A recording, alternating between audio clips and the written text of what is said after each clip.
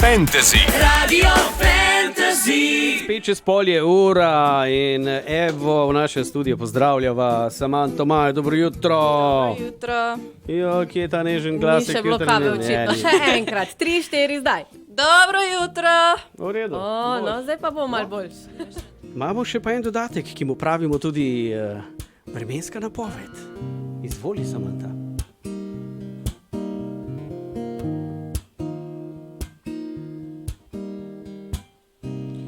Rastem temi brez problema in spremljam, če na tvoji strani vse je jasno, kot izgleda.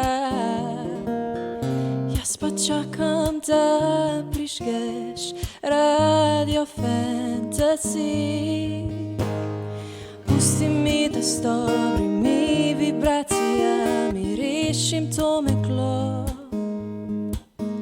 In ti pusti mi, da sem v dobrem in v zlu. In tvojemu ja, in tvojemu ja. Malo vremena, malo Radio Fantasy, malo yin-yang. Ja. Ej, kot je, ne moramo več, eno še bomo zašpilali, čaki, ne, imamo še mi eno rubriko, še imaš karte? Imam. Ok, pazi tole. Fantasijeve karte skrivnosti. Si upaš? Potegnijo. Ok, situacija je taka. Potegneš karto, jo pokažeš v kamero, obrneš proti sebi in takoj prebereš, brez razmišljanja. Brez da bereš pri sebi. Važi?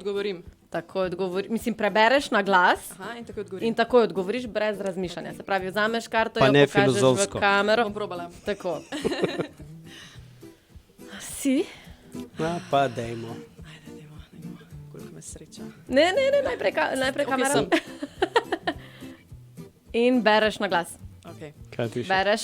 Ali bi raje živela na zapuščenem otoku z ljubeznijo svojega življenja ali v velikem razkošnem dvorcu s svojim bivšo? Absolutno na zapuščenem otoku. To me sploh v bistvu ni težko, jaz sem takoj tam. Ja. Pač kaj pa ali? No. Pa že iskala skupaj kokose in tako. Ja. Ni problema. Ok.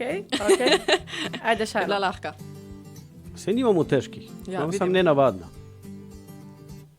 Kaj bi še pa zraven nesla na samotni otok? Nekaj, da lahko kokos lažje odprem. Bi raje nosila cel mesec iste nogavice ali cel teden iste spodnje hlače? Sigurno nogavice. Čaki. Aha, dober je, majih. Ja, sigurno nogavice. Ker za spodne hlače nismo ziher. Lahko da je braj. Imam. Glede na to, da si zelo taka zgovorna, da je še eno karto. Ok, da imaš še eno.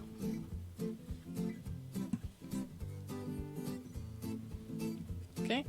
Kateri je bil zate najbolj sramoten dogodek v javnosti? To bi zdaj mogla pomisliti, to ne moram tako hitro odgovoriti.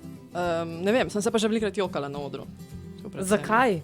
Ne vem, čustva te nekako, se ti kaj takrat zgodi in greš na oder in poješ glih eno tako zasanjeno lutko ali nekaj takega in pa začnejo solze teči. Ampak ne vem, ne sekiram se to.